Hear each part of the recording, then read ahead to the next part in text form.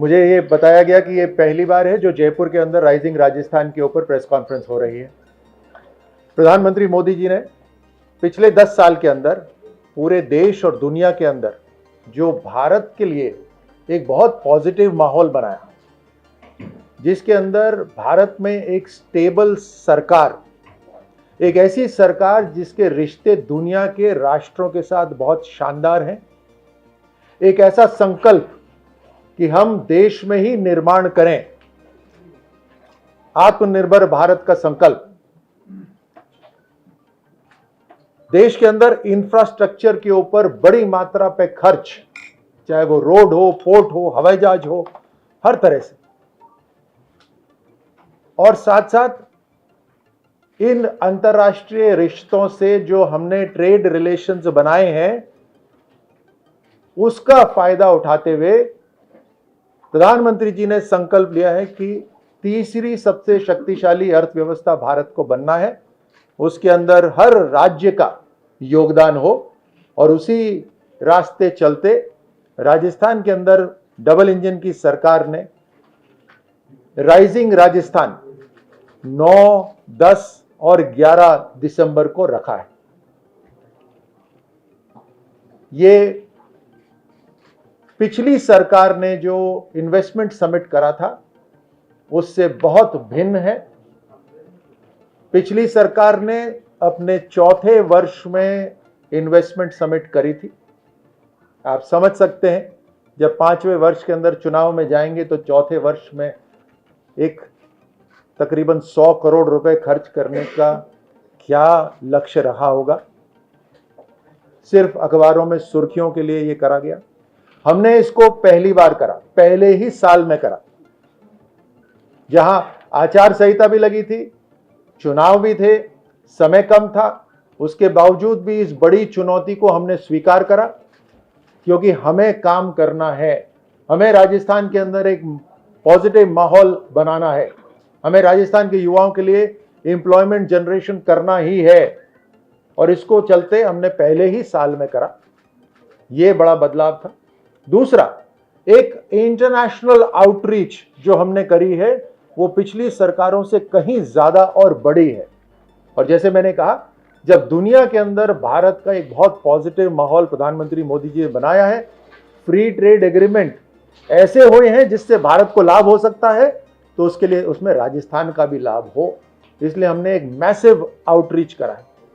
केवल आउटरीच ही नहीं, ये पहली बार है जहां 25 आईएएस अधिकारियों को हमने चिन्हित करा है जो अलग अलग राष्ट्रों के लिए जिम्मेदार रहेंगे। ये अधिकारी, इनका लोकल जिम्मेदारी राजस्थान में किसी भी विभाग की हो, वो जिम्मेदारी भले ही बदले, लेकिन उसके बावजूद भी अंतर्राष्ट्रीय जिम्मेदारी उनकी उसी राष्ट्र की रहेगी। ऐसे 25 अधिकारी हमने चिन्हित करे। हमने राज्यों के लिए भी अलग अलग जिम्मेदारी निश्चित कर दी है। देश के अंदर जो दूसरे प्रदेश हैं उसमें कौन सा अधिकारी जिम्मेदार रहेगा वो भी हमने चिन्हित कर दिया है।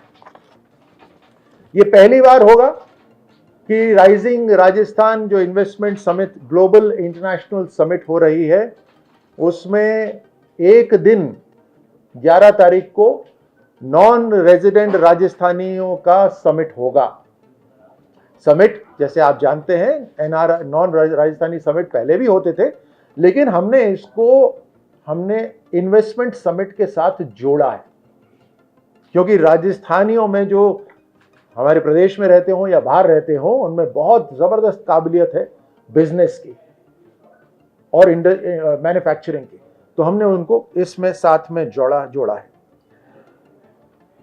इस बार पहली बार जो 2022 का आईएएस बैच है उसके 10 अधिकारियों को इंडस्ट्री विभाग के अंदर जिम्मेदारी दी है, ताकि वो इन्वेस्टमेंट समिट को और बेहतर तरीके से कर पाएं। इन्वेस्टमेंट समिट होने से पहले, यानी 9, 10, 11 दिसंबर से पहले 9 विभाग ऐसे होंगे जिनके प्री समिट होंगे। जो इंडस्ट्रीज, जो बिजनेसेस रिन्यूएबल एनर्जी के साथ काम करना चाहता है, जो बिजनेसेस आपके टेक्सटाइल विभाग से काम करना चाहता है, जो बिजनेसेस एग्रीकल्चर विभाग के साथ काम करना चाहते हैं, उनके समिट से पहले प्री समिट होंगे। ये बड़े बड़े अंतर हैं जो पिछली कोई भी इन्वेस्टमेंट समिट जो राजस्थान में हुई है उससे अलग है, क्योंकि सबसे महत्वपूर्ण जो इस बार अलग है वो है पॉलिटिकल विल, एक राजनीतिक इच्छा शक्ति कि हमें जो जिम्मेदारी राजस्थान ने दी है उस जिम्मेदारी को निभाने के लिए जो जरूरत पड़े उसको करना जरूरी है। ये पॉलिटिकल विल ही है जिसने इन्वेस्टमेंट के लिए दरवाजे खोले हैं। मैंने मुंबई में भी कहा था और यहां आपके सामने भी कह रहा हूं, राजस्थान के दरवाजे खुले हुए हैं। राजस्थान में एक ही वीआईपी है जो इन्वेस्टमेंट लेकर आ रहे हैं। यही समय है राजस्थान में आने का। और राजस्थान एक ऐसा प्रदेश है जो बिना बिजनेस के भी अगर आप आओ तो बहुत ही शानदार प्रदेश। यहां स्टेबिलिटी है, वातावरण अच्छा है, टूरिज्म में शानदार है और अब अवसर है यहां पर बिजनेस के लिए भी आने का। इसमें जैसे मैंने कहा, हम 9 राष्ट्रों के अंदर ये समिट कर रहे हैं, राइजिंग राजस्थान समिट कर रहे हैं। वहां पर उनसे बातचीत करेंगे, उनके मंत्रियों से, उनके अधिकारियों से, उनके बिजनेसेस से, और उनको राजस्थान में अपना बिजनेस सेटअप करने के लिए आमंत्रित करेंगे।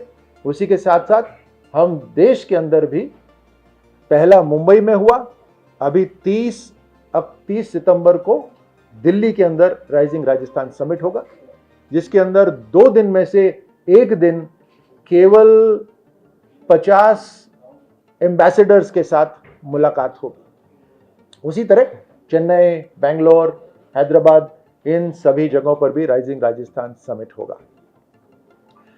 हमने एक और बहुत बड़ी चीज करी है, जैसे मैंने कहा, जहां पॉलिटिकल विल होती है, इच्छा शक्ति होती है, वहां थोड़ा होमवर्क भी करना पड़ता है।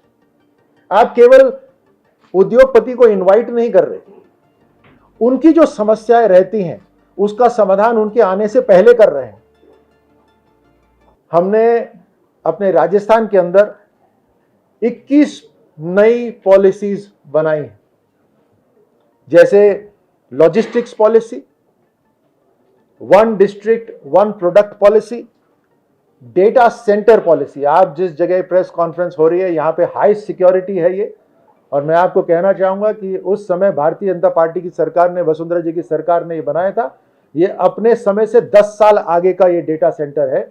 आज भी दूसरे प्रदेश का डेटा यहां पर है। आपको ये जानकर गर्व होना चाहिए, दूसरे प्रदेशों का डेटा हम रखते हैं, कुछ बैंकों का डेटा हम यहां रखते हैं, और ये हाई सिक्योरिटी है। उसी वजह से यहां वाईफाई की समस्या है, बैरियर्स लगे हुए हैं।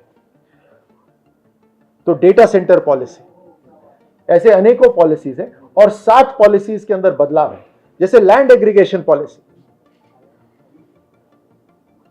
पिछली सरकार ने रीको के अंदर जो पैसा बनाया, और वो मैंने विधानसभा में कहा है कि वो पैसा कहां इस्तेमाल हुआ, आज की प्रेस कॉन्फ्रेंस में छोड़ देते हैं उस बात को। जो पिछली सरकार ने रीको के अंदर पैसा बनाया, वो जमीन बेच के बनाया। आप अगर जमीन को ऑक्शन करेंगे तो उसकी कीमत बढ़ जाएगी। उसकी कीमत बढ़ जाएगी तो खरीदने वाला उसको केवल रियल एस्टेट के लिए इस्तेमाल करेगा, यानी जमीनें बिकी लेकिन इंडस्ट्री नहीं आई। पिछली सरकार के अंदर कुछ लोग, कुछ अधिकारी, कुछ नेता इन्वेस्टमेंट के अंदर पर्सनल स्वार्थ देख रहे थे। हम राजस्थान का स्वार्थ देख रहे हैं। राजस्थान पार्टनर बनेगा जितना इन्वेस्टमेंट होगा। अगर हम जमीन किसी को देते हैं, कोई टेक्नोलॉजी लेकर आ रहा है, कोई इंडस्ट्री लेकर आ रहा है जिससे राजस्थान को फायदा होगा, राजस्थान के युवाओं को फायदा होगा, उसको हम जमीन कम कीमत पे देंगे, इसका मतलब राजस्थान पार्टनर बन रहा है उस बिजनेस के अंदर। राजस्थान के युवा उसमें पार्टनर बन रहे हैं और लॉन्ग टर्म तक उसका राजस्थान को फायदा होगा। इस तरह से हमने लैंड एग्रीगेशन पॉलिसी और अनेकों पॉलिसीज हमने चेंज करे। पहले 5 महीने की सरकार के अंदर हमने ये तय कर दिया कि पहले ये कानून था कि रीको के बगल में अगर कोई अपना इंडस्ट्री लगाना चाहता है तो 1 किलोमीटर के दायरे के अंदर नहीं लगा सकता, उसको एनओसी लेनी पड़ती है रीको से। हमने उसको हटा दिया है। अब नया इंडस्ट्रियल पार्क रीको की दीवार के साथ आ सकता है और किसी से कोई अनुमति लेने की जरूरत नहीं।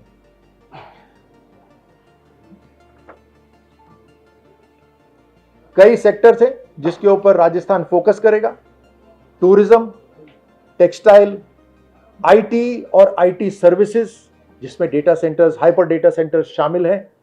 एग्रो प्रोसेसिंग, हमारे यहाँ श्री अन्न होता है, उसके अंदर और उस फूड चेन के अंदर वैल्यू ऐड करें, जिसको कृषि प्रसंस्करण भी कहते हैं, एग्रो प्रोसेसिंग। एजुकेशन और स्किल, हमारे यहाँ एजुकेशन को फोकस, स्किलिंग के ऊपर फोकस हो, ये हमारे सेक्टर्स हैं।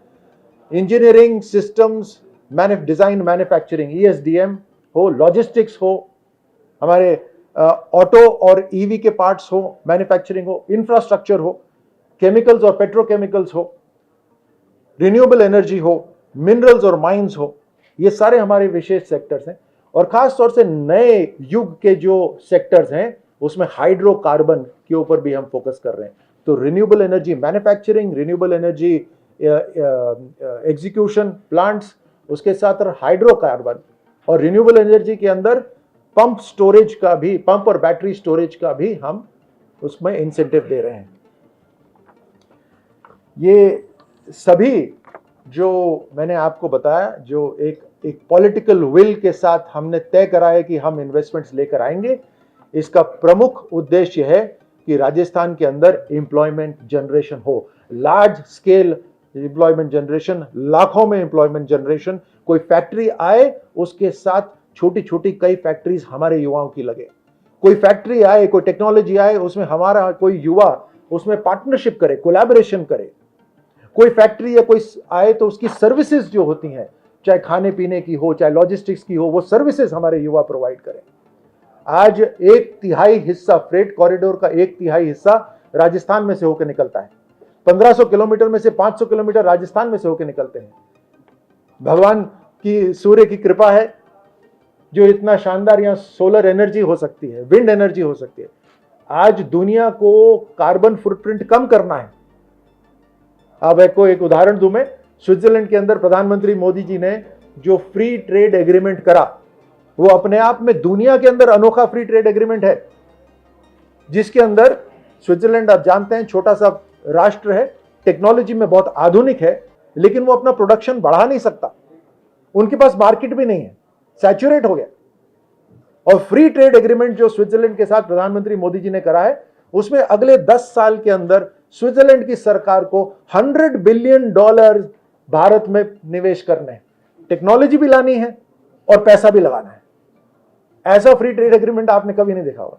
तो इसमें राजस्थान को सबसे अग्रणी प्रदेश बनना है, जहां हमारे पास लैंड भी है और हमारे पास मार्केट भी है। तो जैसे मैंने कहा, ये सारा जो राइजिंग राजस्थान हमारा इन्वेस्टमेंट समिट हो रहा है, उसमें नई चीजें हुई हैं, नए प्रयोग हो रहे हैं, और एक पॉलिटिकल विल के साथ हम राजस्थान के अंदर एम्प्लॉयमेंट जनरेशन लाना चाहते हैं, चाहे वो स्टार्टअप्स हो, चाहे वो एम्प्लॉयमेंट हो, चाहे वो एंटरप्रेन्योरशिप। स्टार्टअप्स, आप जानते हैं कि जब एक माहौल बनता है, जब कंपनीज काम करने आती हैं, उन कंपनी को सर्विस देने के लिए स्टार्टअप्स आ जाते हैं। वो माहौल हम राजस्थान के अंदर बनाएंगे। ये टीम वर्क है, इसी को कहते हैं शानदार टीम वर्क। जो यहाँ पर प्रेस कॉन्फ्रेंस के लिए भी कोई रहे, राजस्थान की जनता को भी ये संदेश मिले कि हम किस तरह से काम कर रहे हैं, और कुछ की जिम्मेदारी हो जापान में जाने की, कुछ की साउथ कोरिया में जाने की, कुछ अभी हमारा एक डेलीगेशन जाएगा गल्फ कंट्रीज। ये अलग अलग जिम्मेदारियों से काम कर रहे हैं। ये शानदार टीम वर्क का उदाहरण है, विद अ पॉलिटिकल विल, कि इन 5 साल के अंदर हम राजस्थान के अंदर बदलाव लाकर ही रहेंगे।